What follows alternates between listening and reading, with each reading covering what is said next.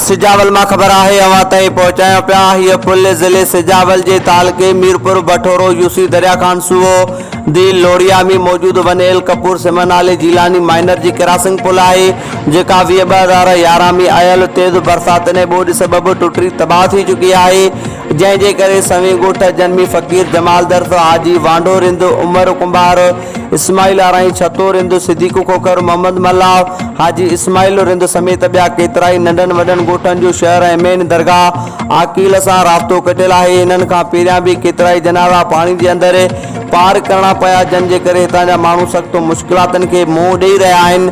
असां पंहिंजे तक जे MP Shah Hussain Shah Shirazi MN Ayaz Shah Shirazi education अमलदारनि समेत तमामु बस वारनि खे अपील करियूं था त खुदारा जल्द खां जल्द हीअ पुल ठाराए हितां जे मिसकीन माण्हुनि खे ही बुनियादी सहूलतूं फराहम कयूं वञनि।